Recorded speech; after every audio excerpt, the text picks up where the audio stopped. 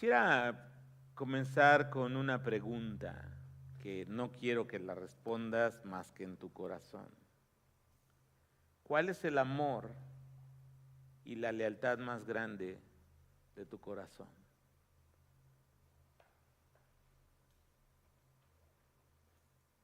Porque en teoría todos podemos decir, Dios es el amor más grande de mi vida. Pero como vamos a reflexionar hoy, sutilmente hay muchas cosas que pueden convertirse en ídolos. Y son cosas que son incluso buenas, cosas que Dios nos da. Pero el corazón humano es tan fácil de deslizarse que podemos confundirnos y tener un ídolo en lugar de estar buscando el corazón y el rostro de Dios. Y en esta tarde a esta reflexión le he titulado Los ídolos caen ante el verdadero Dios. Así que abre tu Biblia en 1 de Samuel capítulo 5 y vamos a avanzar todo el capítulo 5, que es realmente breve, creo que son 11 o 12 versículos, y parte del capítulo 6 porque es la misma historia. Para darte contexto, acuérdate que Israel pierde una batalla, dos, contra los filisteos. En la primera murieron 4,000 hombres. En la segunda, ¿cuántos murieron? A ver, ¿alguien se acuerde? ¿Cuántos murieron en la segunda batalla? Murieron 30,000, así. Y no solo eso, ¿no? El arca de Dios fue capturada por los filisteos y era un día de mucha calamidad, de desesperanza para el pueblo de Israel. Dios ejecutó el juicio sobre la casa de Elí. Murió Ofni y Fines, hijos de Elí. El propio Elí, siendo de 98 años, falleció ese día también. La nuera de Elí murió dando a luz. Y el hijo que dio a luz llevó un nombre, yo diría que con mucha estigma, ¿no? Icabod, que significa sin gloria. Fue un día realmente muy triste para Israel. Y los filisteos, estoy seguro que se pavoneaban en esa victoria. Sentían que habían logrado mostrar su poderío militar, su superioridad sobre el pueblo de Israel. Y no solo eso, les explicaba, ¿no?, que en el antiguo cercano Medio Oriente, cuando un pueblo conquistaba o ganaba una batalla, también era símbolo de que sus dioses eran superiores a los dioses del otro pueblo. Ahora imagínate la escena, ¿no? O sea, los dioses de los filisteos no solo les concedieron la batalla, sino que incluso se llevaron un trofeo, que era el arca del pacto del Dios de Israel, símbolo de la presencia misma de Dios, y lo tenían como un trofeo. Así que vamos a leer 1 de Samuel 5:1 y vamos a ir haciendo pausas para comentar algunas cosas interesantes que el texto bíblico nos da. Cuando los filisteos capturaron el arca de Dios, la llevaron de Ebenezer, que irónicamente dije significaba hasta aquí nos ha ayudado Dios, a Asdod, una de las principales ciudades-estado de los filisteos. Y tomaron los filisteos el arca de Dios, y fíjate bien lo que hicieron, la metieron en la casa de Dagón, y la pusieron junto a Dagón. Dagón era una de sus principales deidades de los filisteos. Y cuando al siguiente día los de Asdod se levantaron de mañana, he aquí Dagón postrado en tierra delante del arca de Jehová. Y tomaron a Dagón y lo volvieron a su lugar, y volviéndose a levantar de mañana al día siguiente, he aquí que Dagón había caído postrado en tierra delante del arca de Jehová, y la cabeza de Dagón y las 2 palmas de sus manos estaban cortadas sobre el umbral, habiéndole quedado a Dagón el tronco solamente. Por esta causa los sacerdotes de Dagón y todos los que entran en el templo de Dagón no pisan el umbral de Dagón en Asdod hasta el día de hoy. Vamos a hacer aquí una primera pausa. Como ya les comenté, desde la cosmovisión de estos pueblos, los dioses filisteos fueron más poderosos que el Dios de Israel. Y ellos tenían un trofeo que presumir. De hecho, la captura del arca de Dios por parte de los filisteos trajo un sentimiento de derrota, de desesperanza a los israelitas. Habían perdido muchas vidas, habían perdido una batalla muy importante, pero sobre todo ellos, siendo el pueblo escogido de Dios y guardianes de esa arca, símbolo de la presencia de Dios y de la gloria de Dios en medio de ellos, pues se sentían vacíos, se sentían sin esperanza. Ahora, observen que el texto no dice en ningún momento que ellos intentaron recuperar el arca. Estaban tan en los suelos derrotados que ni siquiera hicieron el intento de ir a ver si podían recuperar algo tan valioso para ellos como el arca. Ahora, los filisteos, hermanos, saben que han ganado una batalla importante. Saben que siguen dominando sobre los israelitas. Y ahora ellos creen que sus dioses les han dado la victoria sobre el Dios de Israel. Ahora, lo que ellos no saben es que esta tragedia que acaba de ocurrirle a Israel no es porque ellos sean más poderosos o porque sus dioses sean más chipocludos, por decirlo así, sino porque Dios está juzgando a su propio pueblo. Y Dios les ha permitido esta derrota.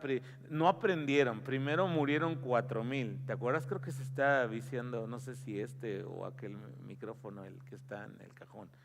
4,000 murieron y no agarraron la onda, ¿no? Hace 15 días que vimos el capítulo 4, dijimos que por lo menos hubieran buscado a Samuel, ¿no? Que era ya su profeta, y le hubieran preguntado, oye, tenemos que volver a ir a la batalla con los filisteos, pero ellos se les hizo fácil decir, no, vamos a traer a Dios, o sea, con nosotros mismos, y Él nos va a dar la victoria, ¿no? Y lo que reflexionamos ese día es que ellos en algún momento miraron a Dios como su pata de conejo, como su amuleto de la suerte, ¿no? Vamos a llevar esta reliquia, vamos a llevar este objeto sagrado y Dios nos va a dar la victoria. Incluso les decía, ¿no?, que muchas veces es como muy delgada la línea entre confiar en Dios y confiar en algo que sentimos que nos da protección, ¿no? Y en nuestra cultura popular eso es muy común, ¿no? Una estampita, ¿no? La cargan en la cartera, algunos cargan el dólar de la suerte para que la cartera esté llena, otros cargan la pata de conejo, ¿no?, para que les traiga suerte, otros cargan una Biblia en su carro, no para que la lean, sino para sentirse que les va a dar protección, ¿no? Y tenemos como un montón de amuletos, de mantras, ¿no? Hay, por ejemplo, quien no se levanta de la cama con el pie izquierdo porque puede pensar que ese día le va a ir mal, y etcétera, etcétera, ¿no? Y podemos confundir nuestra fe, el objeto de nuestra fe. Y los filisteos ahora ellos se sienten como un pavo real, ¿no? O sea, han ganado. y osan, fíjate bien, llevar el arca al templo de su Dios y la ponen ahí como un trofeo. Ahora, lo que ellos no saben es que Dios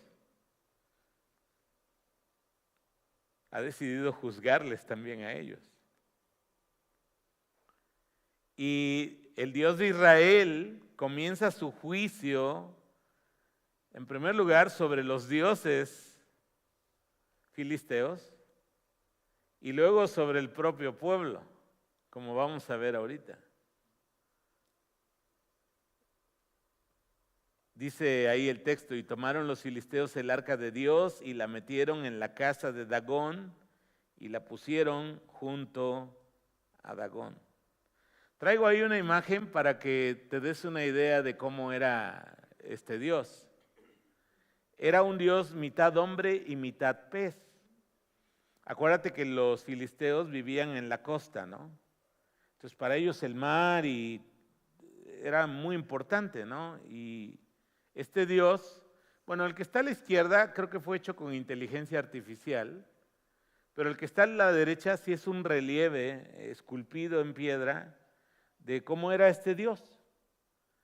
Y haz de cuenta, ahí al lado del Dios Dagón pusieron por ahí, ¿no? Me imagino, no sé si a sus pies, bueno, no tiene pies, tiene cola, es como una especie de sireno, ¿no? Este Dios, cola de pez y brazos, y era un Dios de fertilidad, de prosperidad para ellos, y lo ponen ahí el arca como un trofeo. Y ellos están convencidos de que Dagón es superior al Dios de Israel. Pero Dios empieza a juzgarles. Y es que mira, pasa una cosa muy interesante. Aun cuando el pueblo de Dios está a veces en la decadencia espiritual, Dios sigue exaltando su gloria y su nombre. Y Él no necesita que nadie le defienda. Él puede defenderse a sí mismo. Él puede mostrar su gloria aún en medio de los paganos, ¿no? ¿Y qué es lo primero que ocurre según lo que acabamos de leer? Meten al arca del pacto en el templo de Dagón y a la mañana siguiente, que me imagino que van los sacerdotes de este Dios a hacer sus ritos, encuentran a su Dios postrado, tirado frente al arca. Y a lo mejor dicen, bueno, no sé, a lo mejor hubo un temblor, no nos dimos cuenta, se cayó y pues vamos a levantarlo, vamos a ponerlo en su lugar, ¿no? Pero a la mañana siguiente vuelve a ocurrir lo mismo, pero ahora ocurre algo más grave. El ídolo está decapitado y está lacerado de sus manos ante el arca, que es símbolo de la presencia del Dios de Israel.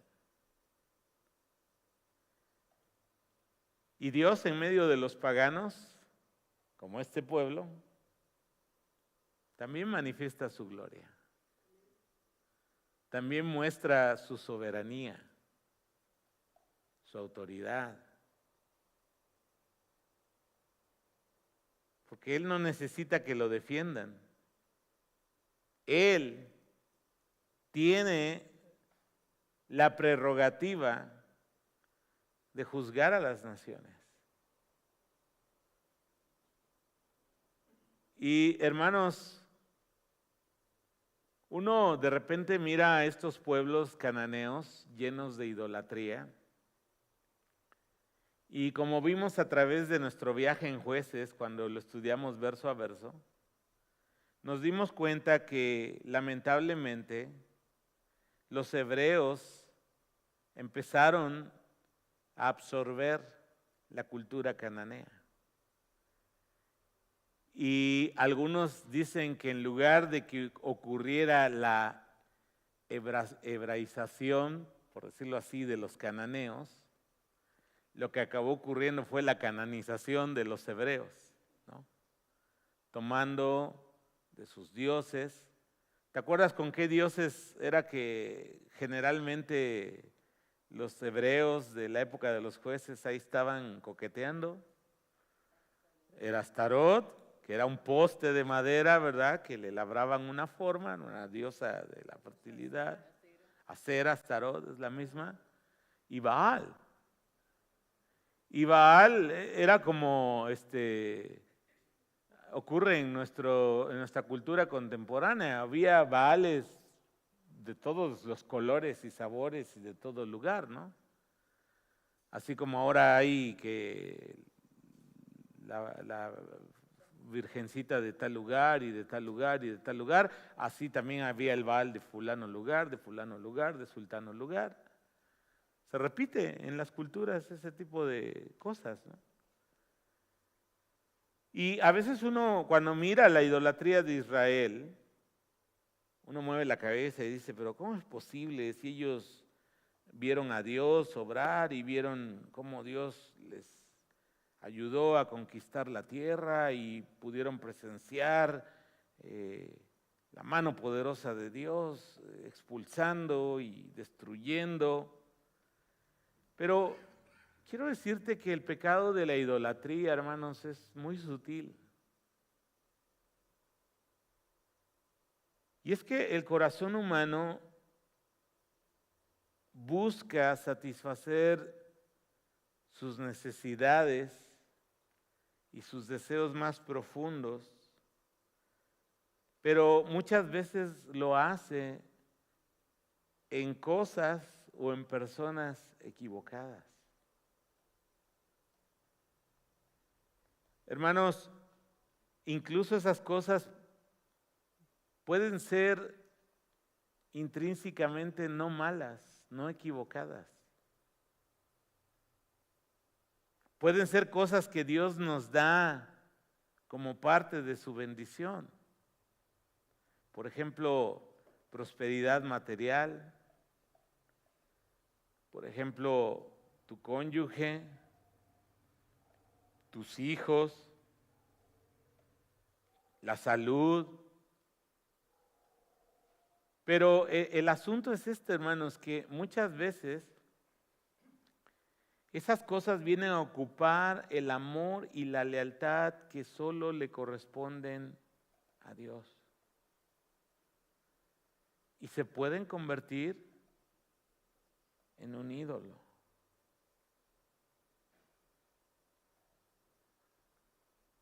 Por eso al principio te decía, vamos a hacernos esta pregunta: ¿dónde está el amor y la lealtad más grande de mi corazón? Y eso solo tú lo puedes responder, ahí adentro, solo tú lo sabes. Y si descubres que tu amor y tu lealtad, tu mayor amor y tu lealtad no es para Dios, es porque hay un ídolo. Algo que está ocupando el lugar que solo Dios merece. En la mañana le platicaba a mi esposa, pensando en lo que he estado reflexionando para el estudio de hoy, ¿no? Cuando Dios probó a Job, Dios le quitó todo lo que nosotros a veces como seres humanos ponemos como fundamento de nuestra vida. Fíjate bien, Dios le quitó su prosperidad material. Dios le quitó sus hijos. Murieron. Dios le quitó la esposa. No sé si dio gracias por eso, pero le quitó la esposa. Y Dios, en una segunda etapa, le quitó la salud.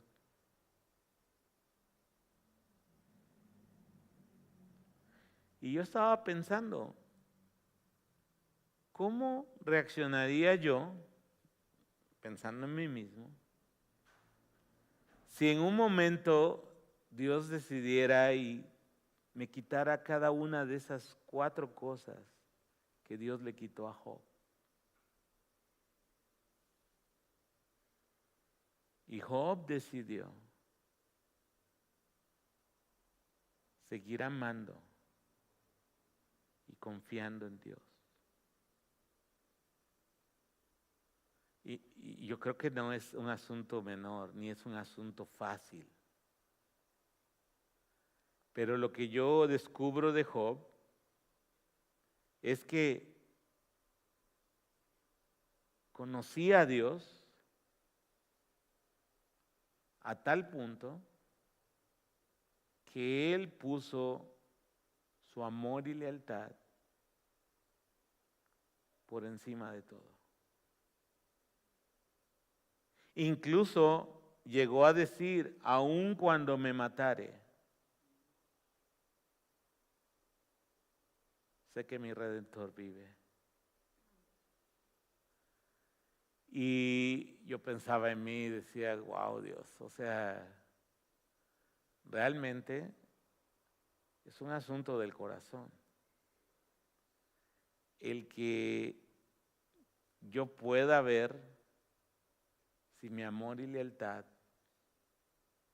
es para Dios. Ahora, si descubres que tu amor y lealtad no es para Dios el máximo amor y lealtad, tenemos que pedirle a Dios como un deseo, como una oración, que nos ayude, que nos enseñe a amarle mucho más de lo que le amamos ahora. Porque, hermanos, por eso muchas personas tropiezan en la fe. Creo que te lo he mencionado antes en esta serie, ¿no?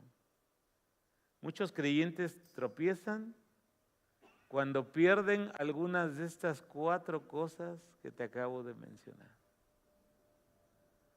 Porque perdieron la prosperidad material, ya, tropezaron. Entonces uno pregunta, ¿dónde estaba su corazón? Un día va a morir yo o mi cónyuge. ¿Y voy a tropezar en la fe por eso? O Chuchi dice, no, pero no está casada. O sea, hay que entender el vínculo tan estrecho que hay, ¿no?, en el cónyuge. Pero coincido contigo, no podemos, o sea, tiene que estar la lealtad, ¿no?, del corazón hacia Dios. ¿Y qué tal si Dios permite que uno de tus hijos vaya a casa antes que tú? Y Dios es bueno y Dios tiene cuidado de nosotros, pero es un asunto, no, vuelvo al punto, ¿no? Es un asunto del corazón. De que realmente nosotros, en un examen hacia nuestro interior, podamos ver dónde está nuestro amor por Dios. Y yo creo que esa es la causa, hermanos, por la que como creyentes a veces somos tan débiles, tan faltos de compromiso, tan faltos de devoción y de pasión por nuestro Dios. Porque lamentablemente tenemos otros dioses. O nos hemos creado un Dios a nuestra imagen y semejanza. Es muy curioso cuando Éxodo nos narra aquel evento cuando Israel hace el becerro de oro. Moisés sube al monte. El pueblo dice, ya se tardó demasiado Moisés, no sabemos qué le haya pasado. Van con Aarón y Aarón, no sé si entre medio teniendo miedo al pueblo y dicen, bueno, pues traigan sus joyas de oro, y ahí sí no hubo pobrezas, ¿verdad? Llevaron argollas y pulseras y zarcillos, y Aarón lo echó y dijo, y salió este becerro de oro, ¿verdad? Pero algo, no sé si lo has notado, ya alguna vez lo he comentado aquí en la iglesia. Pero cuando ellos están haciendo la celebración al becerro de oro, ellos no están invocando a ningún dios egipcio. Ellos no dicen, mira Israel, este es Ra, este es Akenatón, este es Osiris, alguno de los dioses egipcios. No, observa el texto. Ellos están ahí danzando y haciendo fiesta ante el becerro de oro, y lo que dicen es, este es Jehová tu Dios que te sacó de la tierra de Egipto. Entonces, hermanos, Dios, ¿qué fue lo que castigó? Que Israel desvió el objeto de su fe, del Dios invisible, a un objeto. Tergiversaron en su mente, en su corazón, quién es Dios. Y te lo menciono esto porque lamentablemente hay muchos amores compitiendo con el amor de Dios en nuestro corazón. Y esa es una pregunta personal y yo te la dejo ahí. ¿Es tu amor y tu lealtad a Dios lo más grande que hay en tu corazón? Y si no es así, yo lo que te animo es a que en oración, en humildad, puedas decirle al Señor, Señor, enséñame a amarte como tú eres digno de ser amado. Ese es el primer mandamiento, sobre cualquier otra cosa. Que nada se interponga entre tú y tu amor a Dios. Amén. Versículo 6, por favor, de Samuel 5. Entonces Dios comienza juzgando los dioses de Filistea, pero luego va con el pueblo. Y se agravó la mano de Jehová sobre los de Asdod. ¿Y qué hizo el Señor? Los destruyó y los hirió con tumores en Asdod y en todo su territorio. Y viendo esto, los de Asdod dijeron, no quede con nosotros el arca del Dios de Israel, porque su mano es dura sobre nosotros y sobre nuestro Dios Dagón. Convocaron pues a todos los príncipes de los filisteos y les dijeron, ¿qué haremos con el arca del Dios de Israel? Y ellos respondieron, pues pase el arca de Dios de Israel a Gat, que era otra ciudad importante de Filistea. Y pasaron allá el arca del Dios de Israel, y aconteció que cuando la habían pasado, la mano de Jehová estuvo contra la ciudad con gran quebrantamiento, y afligió a los hombres de aquella ciudad, desde el chico hasta el grande, y se llenaron de tumores. Entonces enviaron el arca de Dios a Ecrón, otra tercera ciudad-estado importante de Filistea. O sea, en pocas palabras, estaban aventando la papa caliente, ¿no? Y cuando el arca de Dios vino a Ecrón, los ecronitas gritaron, dieron voces diciendo, han pasado a nosotros el arca del Dios de Israel para matarnos a nosotros y a nuestro pueblo. Vamos a hacer una segunda pausa acá. Dios comienza entonces a juzgar al pueblo filisteo. Literalmente el texto hebreo dice que la mano pesada del Señor cayó sobre los filisteos, enviándoles destrucción a través de tumores. Ahora, el texto bíblico no nos da más detalles de esta enfermedad. Más adelante vamos a ver que estaba asociada con roedores. porque cuando mandan el arca de regreso, que lo vamos a ver hoy, mandan figuras de oro de los tumores y figuras de oro de roedores, de ratones o ratas.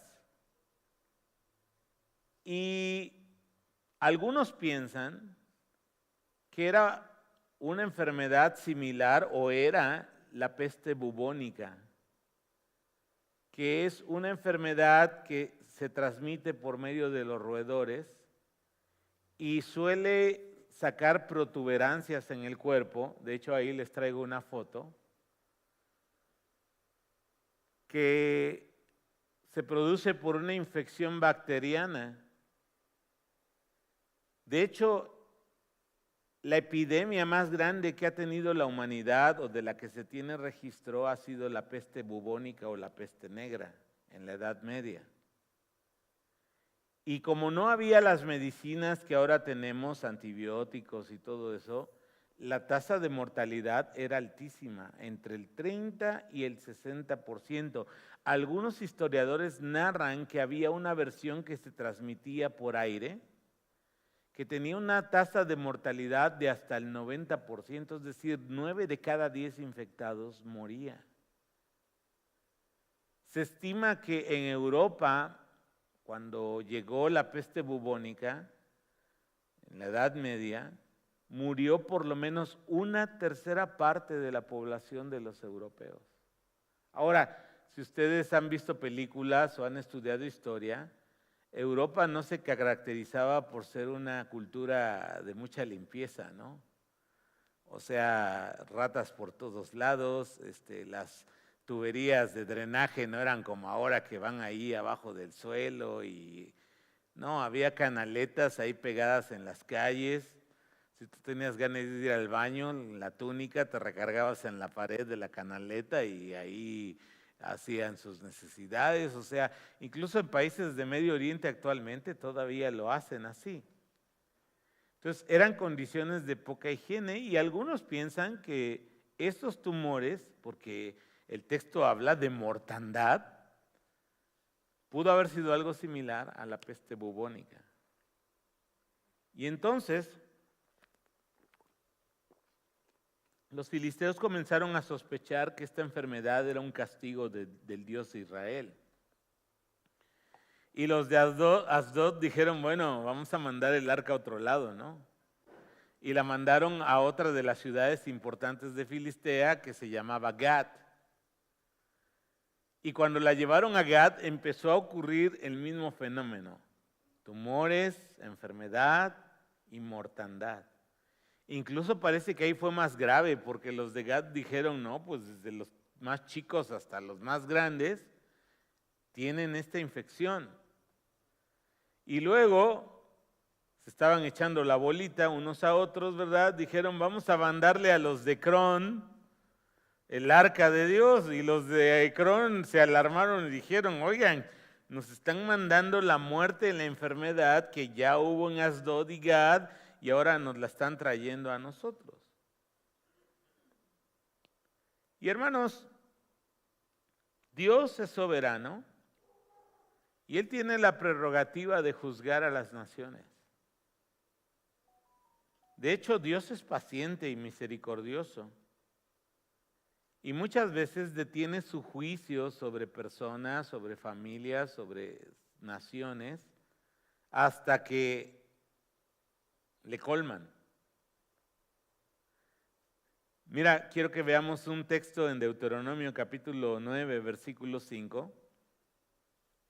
Dios les dice que les va a entregar la tierra de Canaán a los israelitas. Y les advierte y les dice, mira, no vayas a pensar que cuando conquistes la tierra, que la conquistaste porque eres bien poderoso, ¿no? Sino yo estoy juzgando a esas naciones, es lo que les dice. Y por causa de su maldad es que yo les estoy entregando a ustedes su tierra. Y dice el versículo 5 en la NTV, no es porque seas tan bueno o porque tengas tanta integridad que estás a punto de poseer la tierra de ellos. El Señor tu Dios expulsará esas naciones de tu paso solo por la perversidad de ellas y para cumplir el juramento que les hizo a tus antepasados, Abraham, Isaac y Jacob. Entonces, Dios a veces retarda su juicio. Él se mueve por propósitos eternos. Él es el Dios de la historia. Él usa creyentes, a veces usa pueblos paganos para ejecutar su juicio. Por ejemplo, en el libro de Habacuc, en el Antiguo Testamento, el profeta Habacuc se queja con Dios y le dice: Dios, ¿cómo es posible que tú quieres usar a un pueblo, cuando ya Dios le habló del juicio que venía sobre Judá? ¿Cómo es posible que tú quieres hacer un pueblo tan perverso para juzgar a tu pueblo? Y Dios le dice: sí, pero, ustedes han invalidado mi pacto, ustedes han transgredido mis leyes, ¿no? Y he determinado un juicio y voy a usar a un pueblo, sí, pagano, un pueblo perverso, para ejecutar mi juicio. Pero años después Dios usó otro pueblo para juzgar a Babilonia. Llegaron los persas, conquistaron Babilonia. Y años después Dios usó Grecia para juzgar a los persas. Y algunos siglos después Dios levantó a Roma para juzgar a Grecia. Y Dios es soberano. Haz de cuenta que Dios es el dueño del tablero del ajedrez. Y Dios está moviendo las fichas para hacer lo que su corazón y sus designios han establecido para cada pueblo y para cada nación.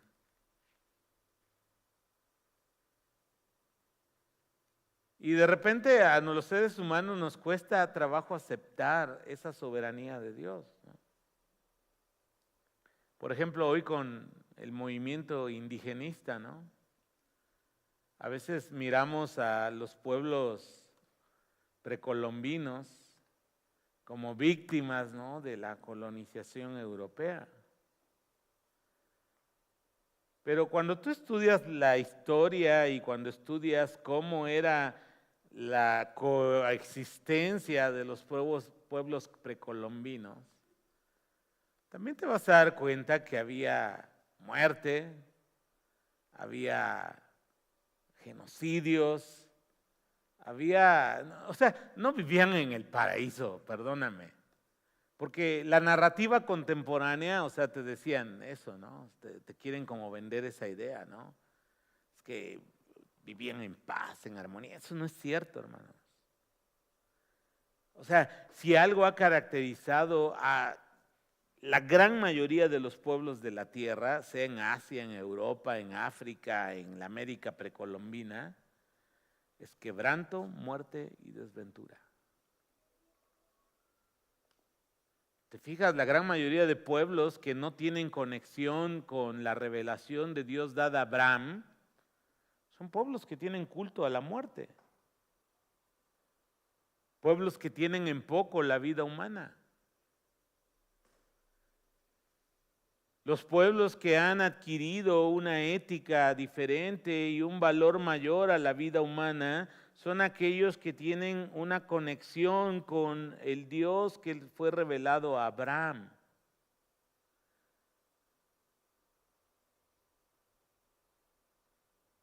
Pero de ahí en fuera, hermanos, pues, ¿no? ¿Cuántos pueblos caníbales no ha habido, no? Ya los conquistamos y la manera de, pues tú sabes, ¿no? Que el pozole que comemos en 16 fiestas mexicanas, ahora le echamos un cerdito, ¿verdad? Ahí picadito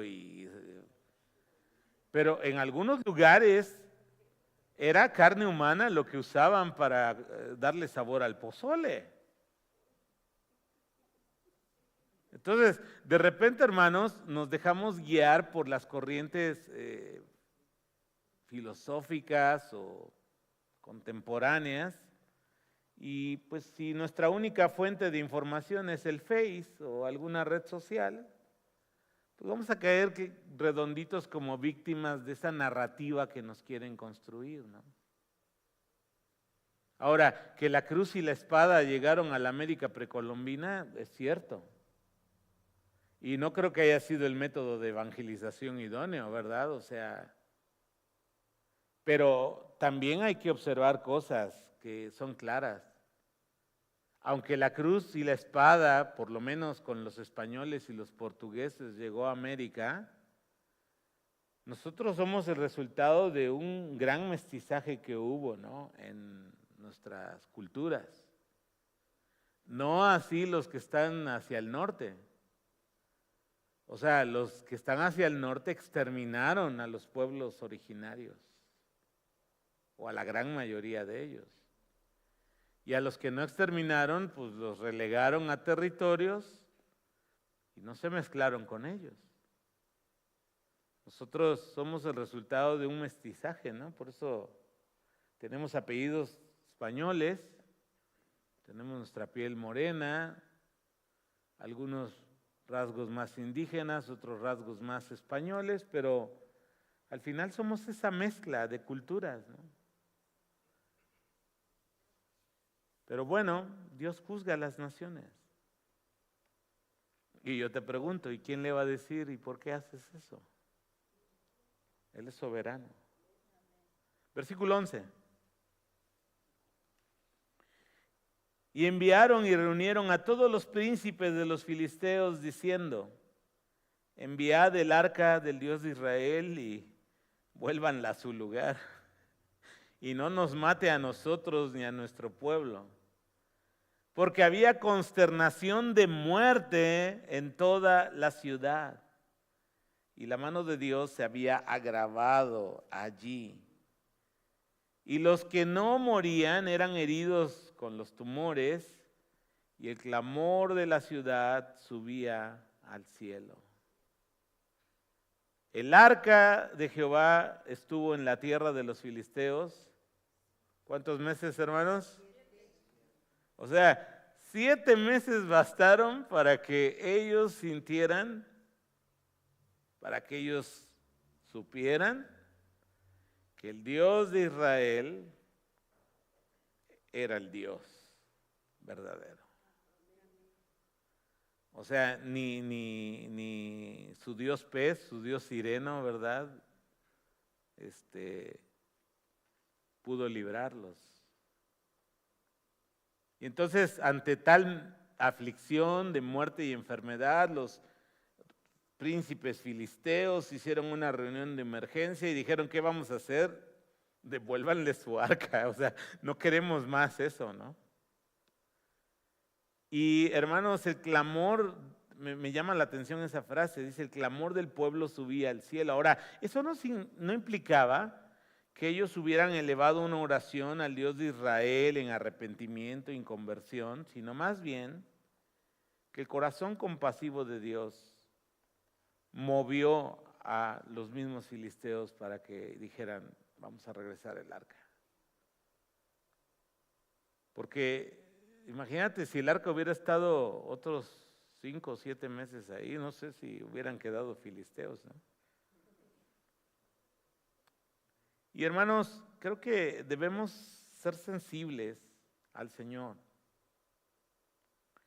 y ser humildes cuando estamos enfrentando situaciones que no entendemos, pero que están sucediendo.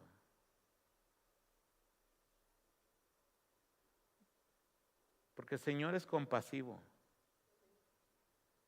Y aún el clamor de este pueblo pagano subió al cielo. Me recuerda también la historia de Jonás y Nínive.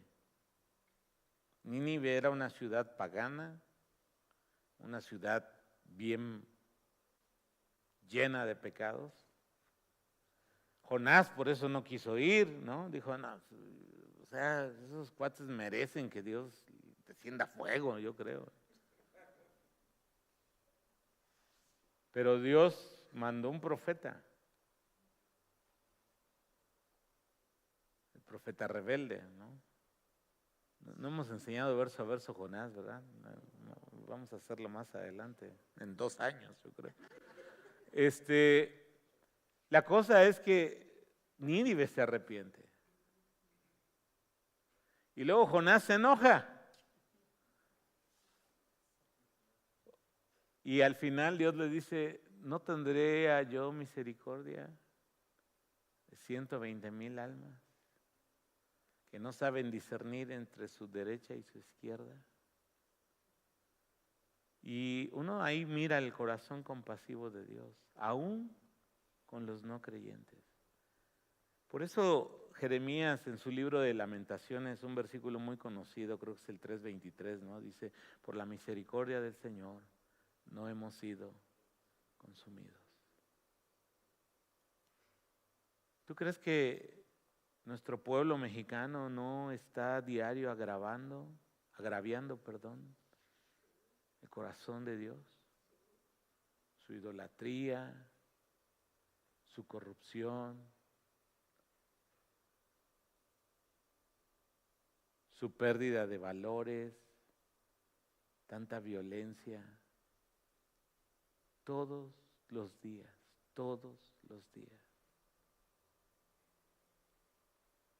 Pero tenemos un Dios compasivo, hermanos. Y fíjate bien, el arca del pacto que simbolizaba la presencia de Dios, tenía 2 filos. Podía ser paz y bendición para los que creen y aman y obedecen al Señor, pero al mismo tiempo se volvió juicio, dolor y muerte para aquellos que la tenían como un trofeo, pero no creían en el Señor. Es increíble, ¿no? Tiene 2 filos. Y también el Evangelio ocurre lo mismo. El Evangelio tiene 2 filos también. Mira lo que dice Pablo en 1 Corintios capítulo 1, versículo 18. Porque la palabra de la cruz es locura a los que se pierden, se burlan, la tienen en poco. Dicen, como eso es una fábula, es una mentira. Nosotros inventamos a Dios porque hay cosas que no podemos explicar en la vida. Y muchas personas hoy piensan así. Pero Pablo dice, pero a los que se salvan, esto es a nosotros, la misma cruz es poder de Dios para salvación. ¿Qué es lo que hace la diferencia? Tener un corazón para creer o no creer. Ahora, la fe es un don de Dios, eso lo dice claramente la Escritura.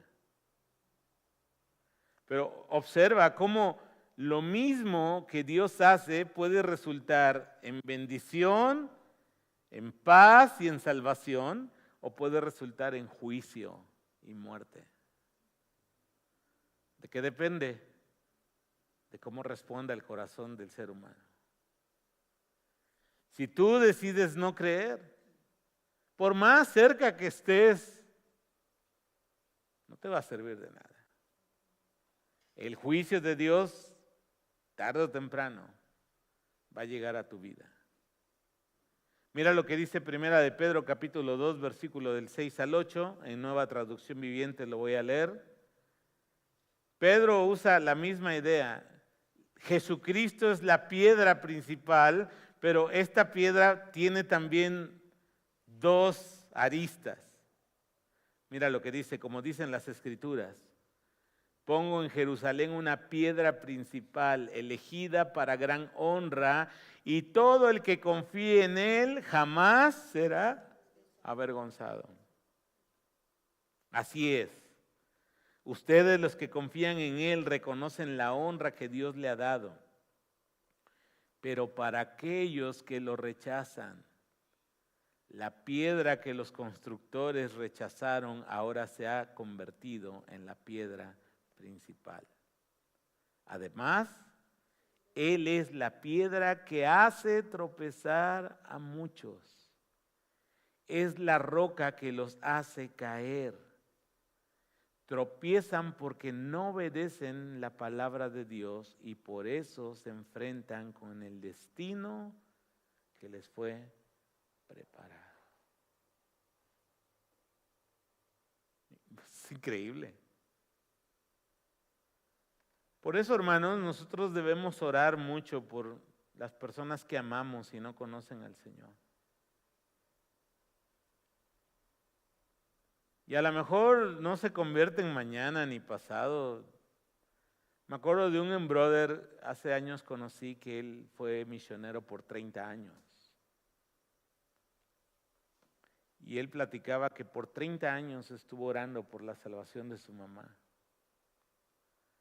Y durante estos 30 años varias veces tuvo como crisis de fe y, cuestionaba a Dios en el sentido de decirle, Dios, yo estoy aquí predicando tu evangelio, estoy llevando las buenas noticias de tu palabra, he estado en varios países haciendo tu obra, pero ¿por qué mi madre no se convierte a ti?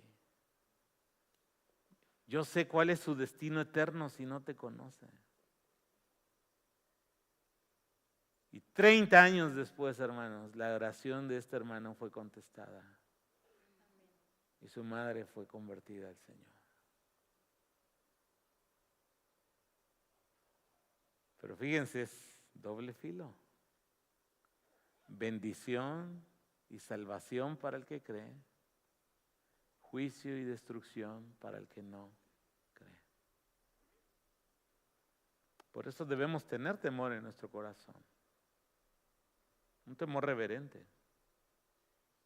Y si tú estás escuchando el evangelio seguido, pero tu corazón por alguna razón se resiste para no entregarte completamente a Cristo.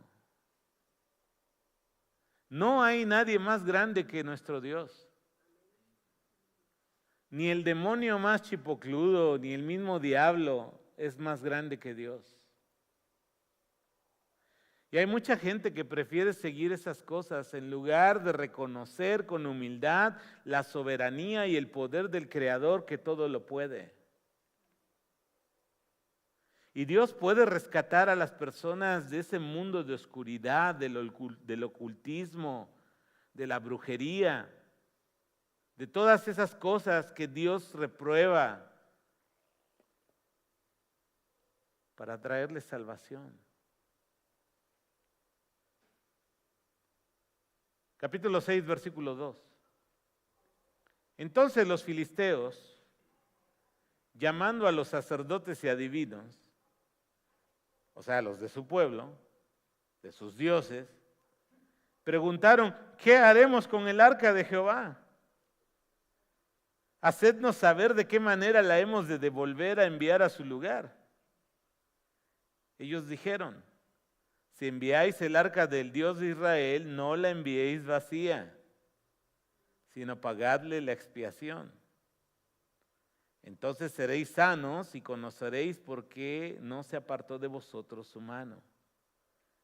Y ellos dijeron, ¿y qué será la expiación que le pagaremos? Obviamente ellos no conocían la ley de Moisés, ni la manera de expiar los pecados a través de un sacrificio de sangre, de un cordero, de un macho cabrío, ¿verdad? Ellos estaban pensando como pensaban de sus dioses, ¿no? Ellos respondieron conforme al número de los príncipes de los filisteos, que eran 5 tumores de oro y 5 ratones de oro, porque una misma plaga ha afligido a todos vosotros y a vuestros príncipes. De ahí es que varios deducen que esta enfermedad era transmitida por los ratones, ¿no? Porque están involucrados en la plaga que ellos mencionan. Versículo 5, haréis pues figuras de vuestros tumores y de vuestros ratones que destruyen la tierra, y daréis gloria al Dios de Israel.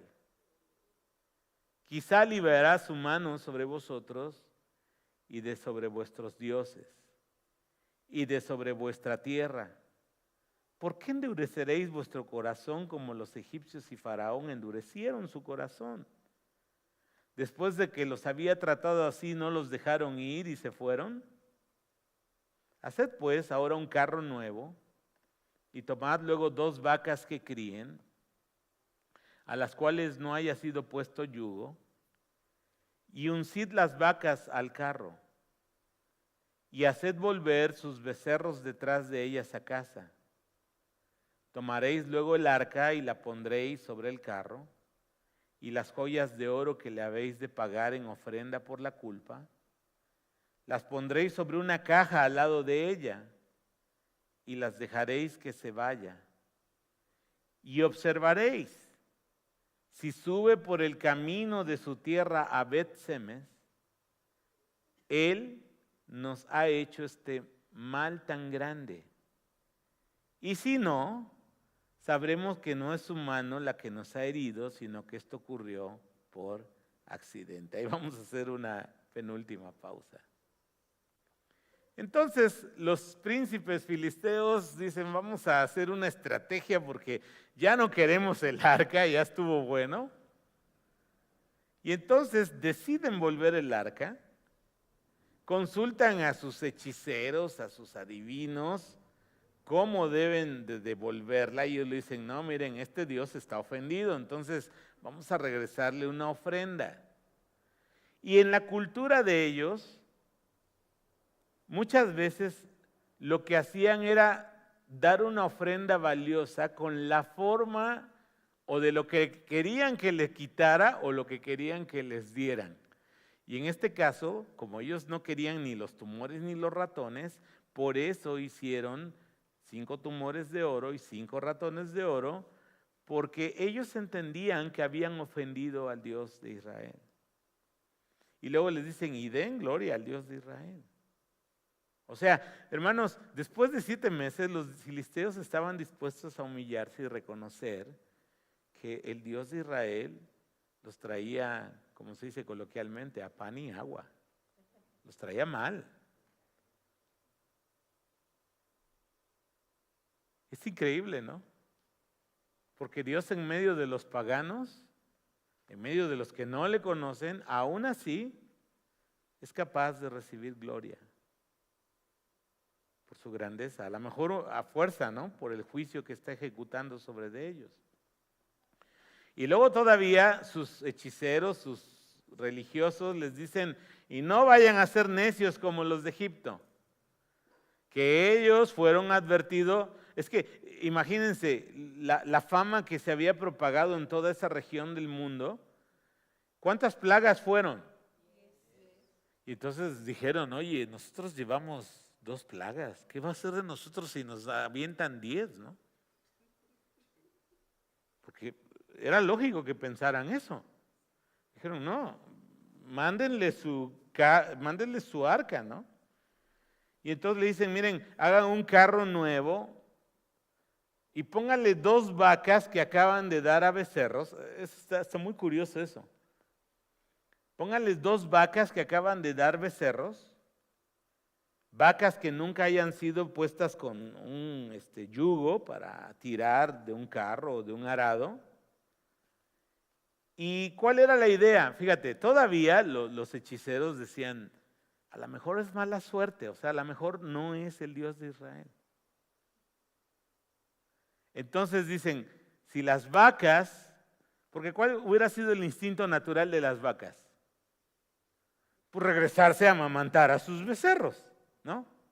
Ahora, iban a ser mandadas por un camino por el que nunca habían transitado, iban a llevar arrastrando un carro que nunca habían llevado ellas, un yugo sobre su cabeza, e iban a ir a una ciudad a la que nunca habían ido. Y luego todavía pues tenían como esa, ¿cómo se dice cuando un animal tiene ese instinto materno? Pues de ir a alimentar de leche a sus vacas, a sus becerros, ¿no? O sea, todo estaba puesto como para que las vacas, en lugar de ir directito a Bet-Semes, que significa la casa del sol, se fueran a otro lado, ¿no? O se regresaran. Y entonces, ¿cuál era el punto de los sacerdotes estos? Si las vacas regresan, es que es mala suerte. O sea, fue un accidente lo que pasó, nos cayó una plaga, pero no es el Dios de Israel. Versículo 10. Y aquellos hombres lo hicieron así. Tomando 2 vacas que criaban, las uncieron al carro y encerraron en casa sus becerros. Luego pusieron el arca de Jehová sobre el carro y la caja con los ratones de oro y las figuras de sus tumores. Y ojo, aquí solo quiero hacer una acotación porque lo vamos a ver la otra semana. Por alguna razón no abrieron el arca. Porque la próxima semana vamos a ver que los de Bet-Semes miraron adentro del arca y el juicio de Dios cayó sobre ellos. Pero ellos no, algo ahí los detuvo. Yo creo que fue la providencia divina, ¿no? Versículo 12. Y las vacas se encaminaron por el camino de Bet-Semes y seguían camino recto, andando y bramando sin apartarse ni a la derecha ni a izquierda. Y los príncipes de los filisteos fueron tras ellas, las iban mirando, hasta el límite de Bet-Semes. ¿Qué entendieron ahí los filisteos? Que sí era el Dios de Israel. Y yo creo que dijeron, ya se largaron las vacas con su arca del pacto. Y Dios nos perdone, ¿no? Ya le mandamos una ofrenda de expiación y traiga sanidad a nuestro pueblo. Y es que, hermanos, Dios aquí les dejó en claro a los filisteos que era Él quien estaba juzgándolos. Y te aseguro que después de este evento, ellos miraron con mucho más respeto al Dios de Israel.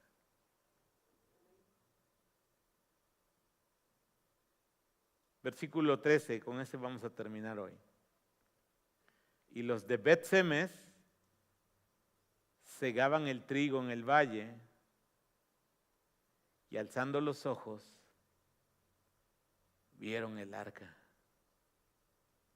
y se regocijaron cuando la vieron.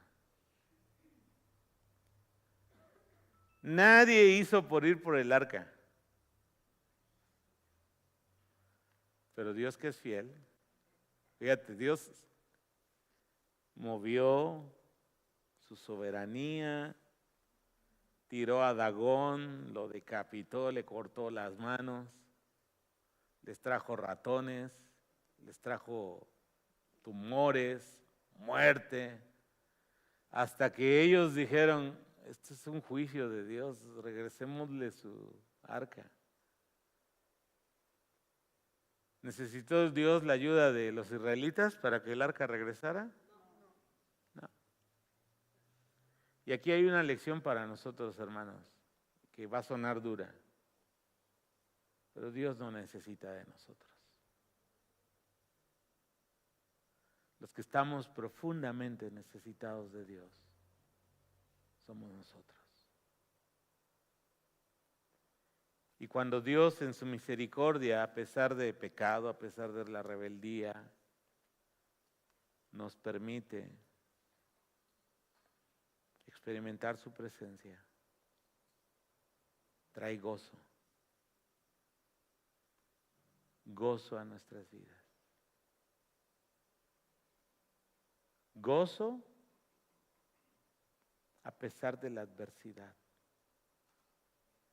Gozo en medio de las pruebas. Gozo en medio de que perdemos la salud. Porque cuando tú conoces más a Dios, empiezas a amarle más. El amor a Dios crece, hermanos. Pero es una decisión. el decir, Dios, quiero amarte, quiero que seas lo que más ame en esta vida, aún sobre mi propia vida. Y a lo mejor de labios está fácil decirlo, pero como te decía hace un rato, ¿no? Cuando Dios le quitó a Job 4 cosas que para nosotros son como nuestros pilares de vida, ¿no? Tus hijos, tu esposa, tu prosperidad económica, tu salud. Si Dios llega a quitarte algo de eso, tú sientes que te quedaste sin nada, déjame decirte que hay un ídolo en tu corazón, que no es Dios. Y Dios no admite rivales. Él quiere ser el gran amor de nuestra vida. Oremos. Padre, te damos gracias por amarnos. Y Señor, dice tu palabra en Primera de Juan que nosotros te amamos porque tú nos has amado primero. Y te damos gracias por amarnos a pesar de los pecadores que somos, a pesar de los débiles que somos, a pesar de que tenemos un corazón a veces tan divagante, Señor. Pero gracias, Señor, porque los ídolos caen ante la presencia del Dios verdadero. Señor, examina mi corazón, examina nuestro corazón. Y Señor, muéstranos si tenemos un ídolo que esté ocupando el lugar que solo tú mereces. Gracias por tu palabra, en el nombre de Jesús. Amén. Dios los bendiga, hermanos. Estamos